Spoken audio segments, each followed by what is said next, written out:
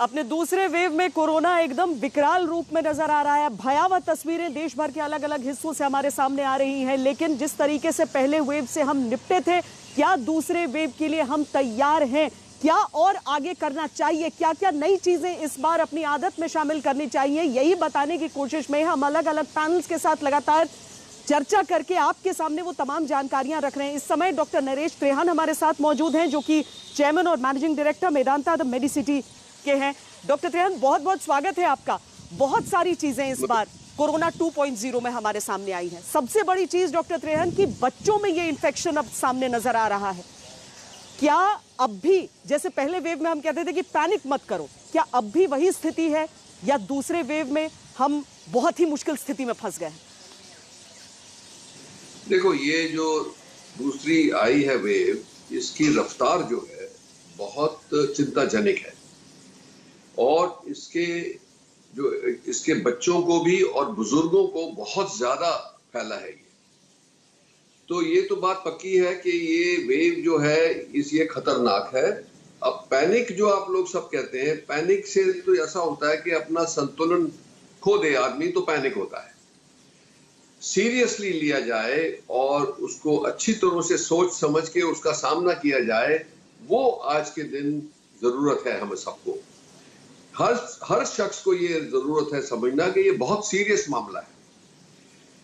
इससे बचने के लिए साधन बताए गए हैं और सबसे बड़ा साधन जो है वो एक सबसे बड़ा जो हर इंडिविजुअल अपने लिए कर सकता है, जिसका नाम वो अब जनता की लड़ाई भी कहा है, जो जनता का लॉकडाउन भी बोला है।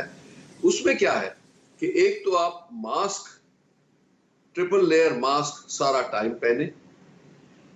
दूसरा, कभी भी घर से बाहर जाएंगे तो आप वो मास्क होना चाहिए। और दूसरा ये है कि अगर जो किसी क्राउडेड जगह में जाएंगे, कहीं बाजार में जाना है आपको, तो उसको डबल मास्क करके जाएंगे। हाथों की सफाई रखनी है और डिस्टेंस लोगों से रखना है। अगर जो आप लोग ये तीन चीजों का एहतियात करेंगे तो एक तो खुद अपने आप को बचाने की कोशिश रहेगी और अपनी फैमिली को बचाने की कोशिश रहेगी। ये तो एक बात होगी जो ये अब तक एहसास हो जाना चाहिए सबको कि कितनी भयंकर ये वेव है। ये जो सेकंड वेव आई है, ये पिछले से डबल स्पीड पे फैल रही है। तो किसी को ये विश्वास नहीं होना चाहिए कि मुझे नहीं होगी, और खास करके युवा को, क्योंकि युवा ने अपने घर में बुजुर्गों को बहुत तादाद में इन्फेक्ट किया है। मैं आपको बताता हूं कि हमारे हॉस्पिटल में लास्ट टाइम जो थे, अगर जो इतने बुजुर्ग आए थे तो वो कोई 10% थे। आज के दिन 50% लोग बुजुर्ग आ रहे हैं, क्योंकि उनके जो ये वेव की रिस्पॉन्सिबिलिटी यही है कि लोगों ने अपना जो फिक्र था वो खत्म कर दिया, घूमने फिरने लगे, लोगों ने शादियां करानी शुरू कर दी बड़ी बड़ी, वो रिलीजियस इवेंट आ गए, होली आ गई। अब ये सब बातें मिलके इस वेव को और भी बढ़ा रही हैं। जैसे आप तस्वीरें देख रहे हो कुंभ की या इलेक्शंस की, इस सब से ये फैल रहा है और फैलता जाएगा। आज के दिन 2.5 लाख तक पहुंचने की संभावना है कि 2.5 लाख केसेस आज रिपोर्ट होंगे और ये बड़ी रफ्तार से 3 लाख 4 लाख पे जाके रुकेंगे, ये पता नहीं है। तो इसीलिए जो आपने कहा कि चिंताजनक है कि बच्चों को हो रहा है, ज्यादा बुजुर्गों को हो रहा है, और जिनको एक शॉट लगा है वैक्सीन का उनको भी हो रहा है, क्योंकि कुछ वजह से वो बीच में फंस गए कि सेकंड शॉट अभी लगा नहीं और उनकी इम्यूनिटी पूरी डेवलप नहीं हुई। एक और सबसे बड़ी फिक्र की बात यह है कि जिन लोगों को दोनों शॉट लग गए, जैसे हमारे सारे हेल्थ केयर वर्कर्स हैं और या फ्रंट लाइन वर्कर्स हैं, उनमें से भी 5-7% को री इन्फेक्शन हो रहा है, बट उनको माइल्ड हो रहा है। जिनका एंटीबॉडी बन गई है उनको होगा भी इन्फेक्शन तो माइल्ड होगा। ये इसके आज के फैक्ट्स हैं हमारे सामने। अब आपने ये पूछा कि भाई हमारी तैयारी है, जैसे पहली बार से हमने जो सीखा था, तो पहली बार जो तैयारी तो थी, पर उससे बहुत सीखा भी हमने। कई सारी दवाइयां भी आ गई, सब कुछ मिला के हमारे रिजल्ट अच्छे रहे। पर क्या हुआ, बीच में जो आंकड़े कम हो गए, सब रिलैक्स हो गए। कंपनीज ने दवाइयां मैन्युफैक्चरिंग करनी कम कर दी। हॉस्पिटल्स में जो लोग बेचारे जूझ रहे थे 6 महीने 9 महीने से कि उनकी सर्जरी होनी है या उनकी ट्रीटमेंट होनी है, वो नहीं हो रही थी क्योंकि संक्रमण की वजह से, वो सारे बड़े काफी तादाद में आए। तो जैसे हमारे हॉस्पिटल में एक अच्छी किस्मत की बात है कि हमारे 2 टावर अलग अलग हैं। कोविड टावर हमने अलग किया हुआ है, और जो दूसरा टावर है जिसके अंदर जिन लोगों को इमरजेंसी सर्जरी जो भी, क्योंकि हम करते ही जैसे ब्रेन सर्जरी है, हार्ट सर्जरी है, ऑर्थोपेडिक सर्जरी है, ट्रॉमा सर्जरी, ऐसी चीजें करते हैं, तो उन लोगों को भी बचाने की जरूरत है। तो आज के दिन ये हर सिटीजन की जिम्मेवारी बन जाती है कि हम अपनी पार्टिसिपेशन करें। ये जंग हमको सबको मिलकर लड़नी है। जितनी भी हम कैपेसिटी बढ़ा लेंगे, अगर जो इस रफ्तार से बढ़ता गया और पब्लिक ने लापरवाही करी, तो इतने बेड्स कहीं भी नहीं है। आपने देखा न्यूयॉर्क सिटी में क्या हुआ था, आपने देखा फ्रांस में क्या हुआ था, इटली में क्या हुआ था। हम नहीं चाहते, आप अभी भी देख रहे हो कि मुंबई में क्या हो रहा है, दिल्ली में क्या हो रहा है। तो ये सब ये हमारे सामने सब तस्वीरें आएंगी अगर जो हम बेपरवाह रहेंगे। हमें सावधानी यूज करनी है, ये हम बार बार कह रहे हैं। उसके साथ साथ ये जो न्यू म्यूटेशन आए हैं, ये डबल म्यूटेशन आए हैं, उससे भी डर लगता है। अभी तो पूरा डेटा नहीं आया है, पर आ जाएगा। अब इसका दूसरा इलाज ये है कि टेस्टिंग हमें बहुत रैंप अप करनी है और लोगों को आइसोलेट करना है। और तीसरा है वैक्सीन। जैसे आपको पता है कि तीसरी वैक्सीन भी आ गई, और उम्मीद है कि और वैक्सीन भी आने वाले टाइम में आएंगी। अगर तो हम इतनी तादाद में अपनी 30 करोड़ लोगों को वैक्सीन कर ले। कि पहली डोज लगा और उसके बाद कोरोना का संक्रमण हो गया। अब ऐसे केस में यानी कोरोना का आपको संक्रमण हुआ है तो एंटीबॉडीज आपकी बन रही हैं। इसमें सेकंड डोज अफेक्ट होता है क्या उसकी टाइमिंग अफेक्ट होती है, या फिर क्योंकि लोगों के मन में ये सवाल आ रहा है? नहीं, देखो, हमने ये प्रोटोकॉल बनाया है कि अगर जो आपकी एंटीबॉडीज 200 से ऊपर चली गई हैं, एक डोज लगा था आपको, उसके बाद संक्रमण हो गया, तो आप वेट करें। उस संक्रमण होने के बाद उनकी एंटीबॉडीज को चेक कर लेते हैं। अगर जो एंटीबॉडीज 200 से ऊपर ही चलेंगी तो हम डिले कर देते हैं सेकंड डोज। अगर जो वो गिरनी शुरू हो जाती है जल्दी से, तो फिर सेकंड डोज लगेगा उसके 6 हफ्ते 8 हफ्ते बाद। पर ये बात जरूर है कि जिसको हुआ है उसको मॉनिटर करना बहुत जरूरी है, क्योंकि इसके आफ्टर इफेक्ट्स बहुत ज्यादा है। अब मैं ये बात बता रहा हूं कि जिन लोगों को वैक्सीन हेजिटेंसी हुई, उनको अपनी वैक्सीन जल्द से जल्द लगवा लेनी चाहिए, क्योंकि ये स्पष्ट हो गया है कि जिन लोगों ने वैक्सीन के 2 डोज पूरे कर लिए और उसके 2 हफ्ते बाद उनको कोई अगर जो हुई भी इन्फेक्शन, तो उनको बहुत माइल्ड हुई है। तो इसका फायदा है, इसका मतलब वैक्सीन से प्रोटेक्शन मिल रही है। तो वो मत करें, जिसकी बारी आ गई है वो तो अपना लगवाएं फटाफट। और अब प्रोडक्शन शुरू हो गई है, काफी बढ़नी शुरू हो गई है वैक्सीन की, तो सबकी बारी जल्दी में आ जाएगी। हमें 30 करोड़ लोगों को वैक्सीन लगानी है, 2 डोज। अगर जो हम इसको आने वाले 2 महीने 3 महीने में खत्म कर लें, तो हिंदुस्तान की सारी जो ये आज की हालत है उससे शायद बचाव हो जाएगा। पर एक चीज और मैं बता दूं कि मास्क अभी भी पहनना पड़ेगा, क्योंकि आपको जितनी भी इम्यूनिटी है, आपको चाहे ना हो, पर आपके नेजोफैरिंग्स में वायरस आ सकता है, पनप सकता है, और लोगों को आप दे सकते हो। तो इसीलिए अभी मास्क मत फेंकें, चाहे आपको कुछ भी हुआ। आपको प्रोटेक्शन पूरी नहीं है और लोगों को इन्फेक्शन नहीं देना है। सो मास्क तो पहनना, मेरा ख्याल है कि अगले साल तक ये हमारे को प्रिकॉशन लेना पड़ेगा, क्योंकि अगर जो हम इसको ऐसी रफ्तार से निकलने देंगे तो फिर इकोनॉमिक कंडीशन भी ऐसी उस वर्कफोर्स पर भी हमें टारगेट करना होगा। यानी 45 प्लस तक अभी वैक्सीन लगवा सकते हैं, लेकिन जो लोग घर से बाहर निकल रहे हैं, अधिकतर अपने पेरेंट्स का घर में जाकर ख्याल रख रहे हैं, वो एज ग्रुप तो 30 से 45 के बीच का भी है डॉक्टर त्रेहन। तो क्योंकि आप ये भी कह रहे हैं कि प्रोडक्शन बढ़ाया जा रहा है अलग अलग वैक्सीन का, और दुनिया में कहीं पर भी किसी भी वैक्सीन को अगर इमरजेंसी इस्तेमाल का अप्रूवल किसी सरकारी एजेंसी ने दिया है, तो भारत में उसके लिए रास्ते अब खुल गए हैं।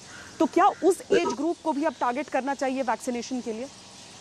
मुझे विश्वास है कि जल्द आने वाले जल्द टाइम में ही ये खुल जाएगा, क्योंकि अभी हम काफी प्रोग्रेस कर चुके हैं 45 और अबव की। आने वाले 2-3 हफ्तों में मुझे विश्वास लगता है कि 40 साल और उससे फिर बाद में सबको ही लगना शुरू हो सकता है, क्योंकि हमें आज के दिन 7 करोड़ वैक्सीन मिल रही हैं। पर महीना।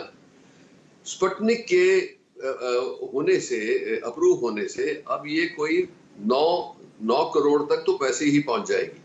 पर ये विश्वास है कि 1 महीने बाद हमें हो सकता है 10 से 15 करोड़ के बीच में वैक्सीन मिल जाएंगी। अगर जो ऐसा है, हमें 60 करोड़ डोजेस की जरूरत है, तो वो तो हम 3 महीने में फिर खत्म कर लेंगे, क्योंकि आज 11-12 करोड़ तो लग चुका है ऑलरेडी पहला डोज। सो इसीलिए अब उम्मीद है, और गवर्नमेंट ने जो डिसीजन लिया है वो अच्छा है कि हम इंपोर्ट कर सकते हैं। अब सब कंपनी से बात चल रही है कि 3 दिन में अप्रूवल मिल जाएगा। तो इससे अब जो लोग हैं जो इसको उपलब्ध कर सकते हैं, जो अफोर्ड कर सकते हैं, एटलीस्ट वो तो लगवाएं कि जितनी जनता को वैक्सीन लग जाएगी उतना ही हमारा बचाव होगा। सो ये हमारे सामने सारी बात बड़ी स्पष्ट है। शहरों में डॉक्टर त्रेहन जो वीकेंड लॉकडाउन है, वीकेंड कर्फ्यू जिसे नाम दिया गया है, या फिर नाइट कर्फ्यूज जो लगभग हर शहर में है, आपके हिसाब से ये काफी है संक्रमण को रोकने के लिए, चेन को तोड़ने के लिए? ये एक बैलेंस है। नाइट कर्फ्यू में एक फायदा है कि नाइट गैदरिंग जो होती थी उस पे रुकावट आ गई, जैसे बार्स थी या लोग लेट नाइट पार्टीज करते थे, उस पे उतनी तो रुकावट आ गई।